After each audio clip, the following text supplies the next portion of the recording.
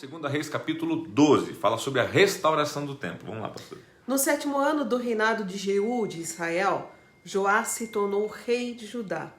Ele governou em Jerusalém 40 anos. A mãe dele se chamava Zíbia e era da cidade de Beceba.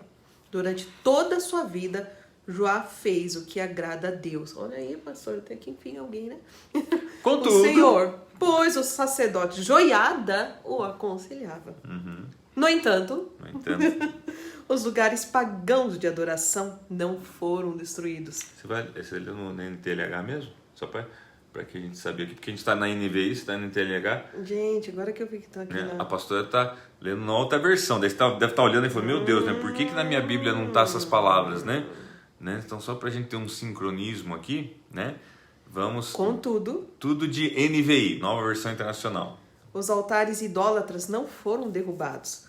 O povo continuava a oferecer sacrifícios e a queimar incenso neles. Então, sim, gente, talvez aqui os dois versículos principais do contexto todo esteja aqui, versos 2 e 3. Lembramos, então, nós estamos falando agora de quem?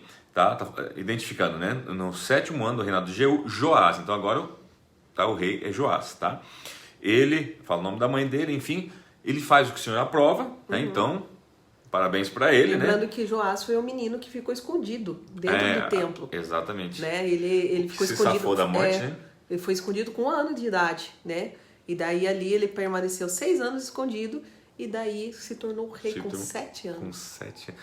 Agora, olha o importante isso aqui, gente. Joás, ele fez o que o Senhor aprova durante todos os anos em que o sacerdote Joiada o orientou. Aconselhava, né? Enquanto ele tinha um bom conselheiro, um conselheiro de Deus, alguém, né? Assim é na nossa vida, muitas vezes, gente. A gente precisa de pessoas de Deus. Bons conselheiros. Que nos, né? A Bíblia fala que há sabedoria na multidão dos conselheiros, não dos conselhos, mas dos conselheiros, tá? E o verso 3 fala que mesmo assim, contudo, né? Tendo bons conselhos, um bom orientador, ainda ele não conseguiu fazer tudo, né? O que era necessário. Os altares idólatras não foram derrubados. Tá? E isso pode ser um problema. Mas vamos lá. Versos 4, então. Joás ordenou aos sacerdotes: reúnam toda a prata trazida como dádiva sagrada ao templo do Senhor. A prata recolhida no recenseamento, a prata recebida de votos pessoais e a que foi trazida voluntariamente ao templo. Cada sacerdote recolhe a prata de um dos tesoureiros para que seja usada na reforma do templo. Contudo, no 23º ano do reinado de Joás, os sacerdotes ainda não tinham feito as reformas. Observe que então está bem claro. A prata, né, na época era a moeda, né, que se tinha, né, vinha para o templo e era para ajudar nas reformas do templo, tá? Mas observou-se que os sacerdotes não tinham feito. E lembrando, gente, que essa reforma era necessária por conta lá da Atália, filha de Jezabel, né, que eles tinham pedrado mesmo ali o templo, tirado todos os utensílios dali de dentro para usar para culto a Baal, para usar no templo de Baal. Então, por isso que precisava dessa reforma. E isso aqui me chamou a atenção. Às vezes, antes até de uma reforma, uma restauração espiritual, há uma restauração física, porque o templo tinha um significado, né? Da busca de Deus, né? Então aí você entende o porquê do cuidado, às vezes, do templo físico, ainda que, não há dúvida, o mais importante hoje, nós somos o templo do Espírito Santo, então nós precisamos também de uma reforma constante, uma restauração constante, tá bom? Vamos lá. Por isso, o rei Joás chamou o sacerdote Joiada e os outros sacerdotes e lhes perguntou: por que vocês não estão fazendo as reformas do templo? Não recolham mais prata com seus tesoureiros, mas deixem-na para as reformas.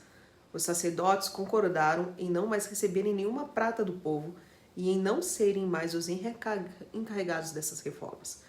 Então o sacerdote Joiada pegou uma caixa, fez um furo na tampa e colocou ao lado do altar, à direita de quem entra no templo do Senhor. Os sacerdotes que guardavam a entrada colocavam na caixa toda a prata trazida ao templo do Senhor. E sempre que havia uma grande quantidade de prata na caixa, o secretário real e o sumo sacerdote vinham, pesavam a prata trazida ao templo do Senhor e a colocavam em sacolas. Depois de pesada, entregavam a prata aos supervisores do trabalho no templo. Assim, pagavam aqueles que trabalhavam no templo do Senhor, os carpinteiros e os construtores, os pedreiros e os cortadores de pedras. Também compravam madeira e pedras lavradas para os concertos a serem feitos no templo do Senhor e cobriam todas as outras despesas. A prata trazida ao templo não era utilizada na confecção de bacias de prata, cortadores de pavio, bacias para aspersão, cornetas ou quaisquer outros utensílios de ouro ou prata para o templo do Senhor. Era usada como pagamento dos trabalhadores e eles a empregavam para o reparo do templo. Então é interessante, gente, que até eu lendo esse texto aqui, eu pensei, será que foi a primeira vez que foi instituído o gasofilácio, né? Que é justamente onde você coloca as suas ofertas na igreja. É o nome dado àquele Porque você vê assim, de colocar todo mundo os sempre ofertas. trouxe as suas contribuições, né? Houve-se uma nota que os sacerdotes não estavam reformando o templo, ou seja, mas estavam recebendo né, as ofertas, tá? Mas não estavam fazendo aquilo pelo qual deveria utilizar aquelas ofertas para fazer. Foi chamado de desatenção, eles tiveram entendimento, não pegaram mais oferta, daí que foi feito a caixinha do lado do altar, para que o pessoal colocasse ali a sua prata, e de tempo em tempo iam lá, pesavam e utilizavam aquele valor, né? aquela prata ali, para pagar. Daí quem? Os pedreiros. Quer dizer, então aquele dinheiro era usado sim para custear, né? Então a gente vê agora pela primeira vez sendo empregado, né, esse recurso no pagamento de profissionais na restauração do templo. Ou seja, trazendo isso para hoje, né, o dinheiro que você oferta, que você dizima, que a igreja recebe, né, é para reconstrução do templo. Não estou falando do físico, mas também do físico e do espiritual, é onde você paga professores, paga psicólogos, paga pastores, paga pessoas que vão estar aqui ajudando nessa reconstrução, nesse reparo do templo, tá bom?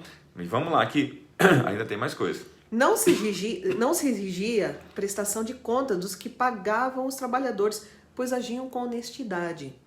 Mas a prata das ofertas pela culpa e das ofertas pelo pecado não era levada ao templo do Senhor, pois pertencia aos sacerdotes, né? Nessa época... Isso mostra o seguinte, ele não precisa ficar com o que não é destinado a ele. Ele tem algo destinado. Então Deus sempre pensa em tudo. Tem a parte separada deles. Né? Tem ali a parte separada deles. Eles não eram esquecidos, né? Não. Nessa época, Hazael, rei da Síria, atacou Gate e a conquistou. Depois, decidiu atacar Jerusalém.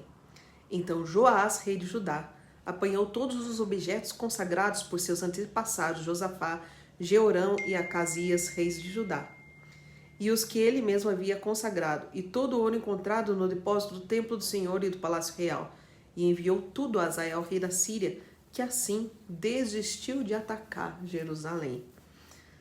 Os demais acontecimentos do reinado de Joás e as suas realizações estão todos escritos no livro dos registros históricos dos reis de Judá. 2 de seus oficiais conspiraram contra ele e o assassinaram em Bet-Milo, no caminho que desce para Sila. Os oficiais que o assassinaram foram Josabade, filho de Simeate, e Jeozabade, filho de Somer.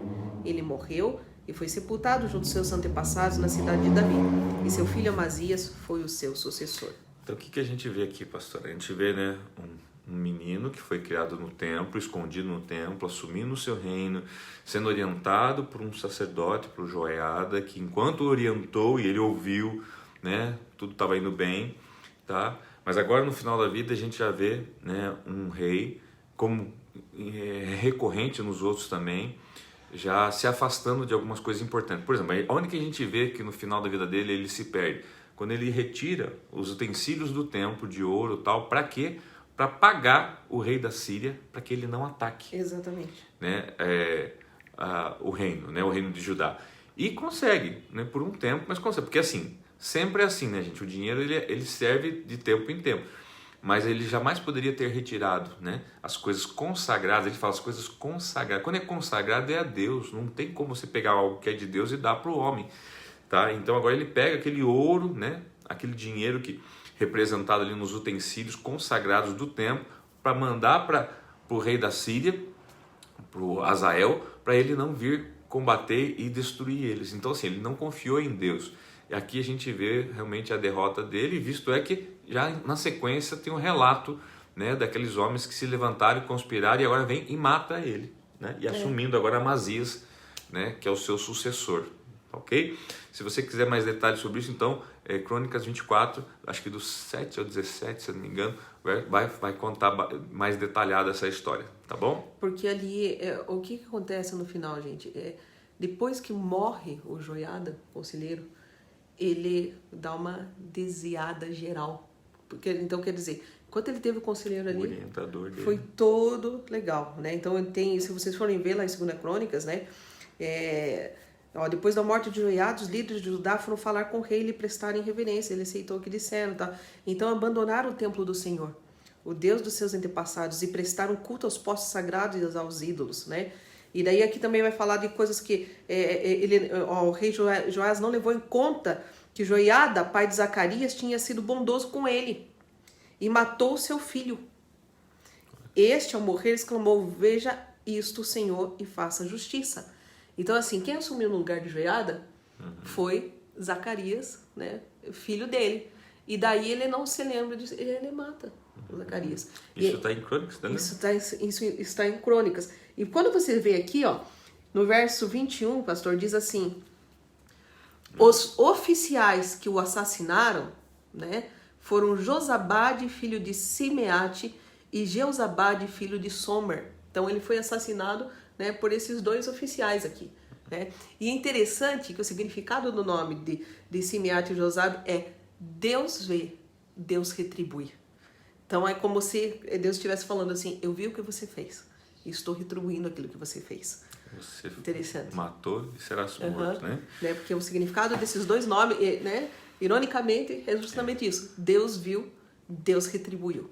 Qual lições, muitas lições podemos tirar desse texto nessa manhã, né? Mas dentre elas, queridos, eu queria o versos 2 e o 3, que é o quê? A importância de se fazer o que agrada a Deus, tá? Que ele começou bem, e o porquê ele fez isso, porque tinha alguém orientando ele, tá? Por isso a importância de você, às vezes, né, ter um pai temente a Deus que possa ser o teu conselheiro e te orientar, mas às vezes você não tem o teu pai, às vezes teu pai já morreu, às vezes, né, ele não teve também fundamentos da palavra. Então aí entra o quê? Entra o teu pastor, o teu guia, né? Aquela coisa assim no sentido do pastor que guia a sua vida, ajuda a guiar a sua vida, a você caminhar na palavra do Senhor. É a pessoa que te orienta, tá? O que é importante? Que essa pessoa seja alguém, um Joiada, seja alguém de Deus, que conhece não só Deus, mas as coisas de Deus e a palavra de Deus, tá bom? Porque assim, conselheiro por conselheiro é aquela história. Se conselho fosse bom, né, pagava-se, né, ou vendia-se, né? Então assim, não é o conselho, é o conselheiro, tá? Então é muito importante isso. Conselho todo mundo vai ter um para te dar. Agora conselheiro, tá?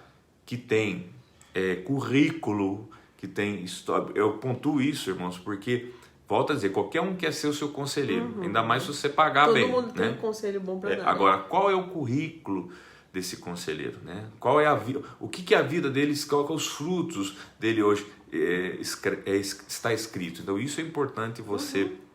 Eu sempre falo, gente, quer conhecer a pessoa? Busca a história da vida dessa pessoa, porque por um momento você engana, mas não engana por tempo todo, né? Então todo mundo tem uma história e precisa ser avaliada, tá bom? Então fica essa lição aqui, que você tenha bons conselheiros, né? Pessoas que vão te ajudar a você sempre acertar o caminho, tá? E por favor, não mate os seus conselheiros, né? Não faça como, né? Não mande matar os conselheiros, né? Principalmente os bons, tá bom? Que Deus abençoe você. Obrigado pela sua companhia. Vamos aqui rapidamente aqui.